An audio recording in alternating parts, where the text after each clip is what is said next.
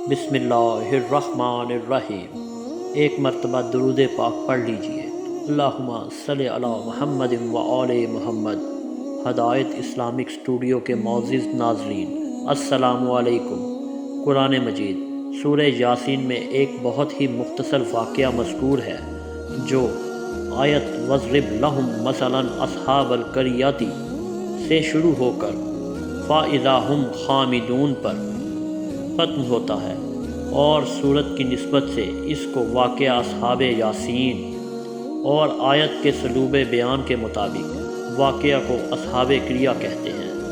اصحاب القریہ یا اصحاب یاسین۔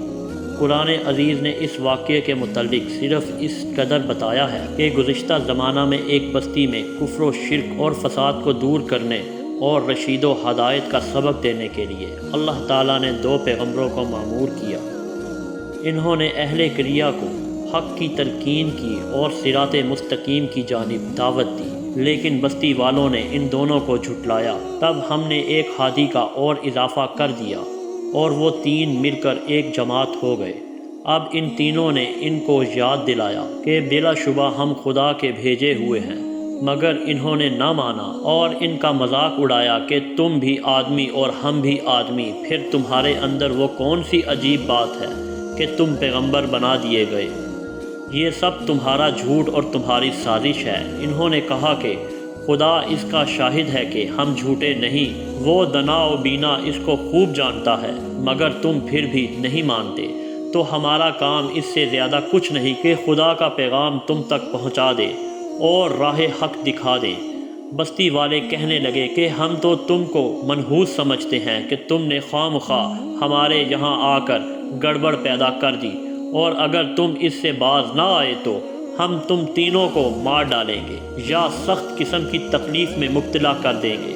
انہوں نے جواب دیا، خدا کی نافرمانی کر کے نحوست تو تم خود اپنے اوپر لا چکے ہو، اس سے زیادہ نحوست اور کیا ہو سکتی ہے کہ تم نصیحت اور خیر خواہی تک قبول نہیں کرتے، بلکہ اور زیادہ حد سے گزر جاتے ہو۔ بستی کے آخری کنارے پر ایک نیک مرد رہتا تھا۔ اس نے جب سنا کہ بستی والے خدا کے رسولوں کو جھٹلا رہے ہیں اور طرح طرح کی دھمکیاں دے رہے ہیں تو عجلت کے ساتھ وہاں آ پہنچا جس جگہ یہ گفتگو ہو رہی تھی، اور کہنے لگا، اے قوم، خدائے تعالیٰ کے پیغمبروں کی پیروی کر، ان مقدس لوگوں کی پیروی سے کیوں منہ موڑتی ہے جو تجھ سے اس خدمت کا حق کا کوئی معاوضہ تک نہیں طلب کرتے، اور جو خدا رسیدہ اور ہدایت ماب انسان ہے؟ بتاؤ میں کیوں اس ایک خدا کی ہی پرستش نہ کروں جس نے مجھ کو نصف سے ہست کیا، اور مرنے کے بعد میں اور تم سب اس کی جانب لوٹ جانے والے ہیں۔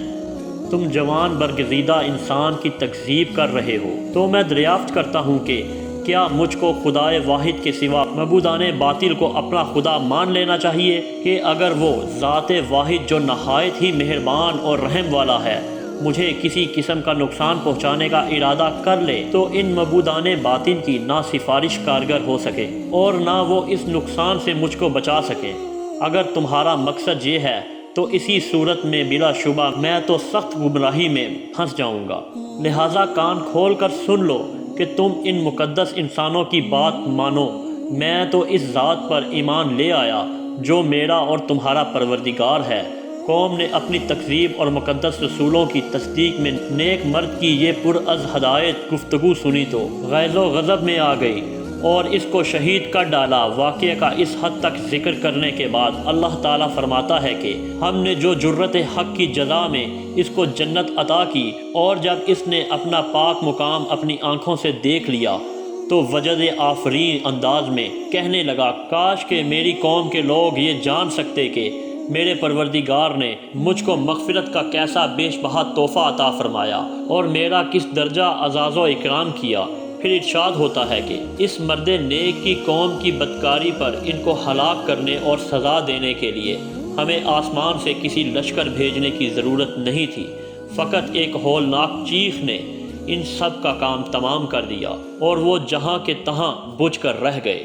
معلوم ایسا ہوتا ہے کہ شاید ان بدبختوں نے خدا کے رسولوں کو بھی شہید کر ڈالا تھا جیسا کہ انہوں نے ان کو دھمکی دی تھی، اور اگرچہ قرآن عزیز میں یہ مذکور نہیں ہے مگر اس مرد شہید کے ذکر کے بعد چونکہ ان رسولوں کا کوئی مذکور نہیں ہے، اس لیے کرینہ یہی شہادت دیتا ہے۔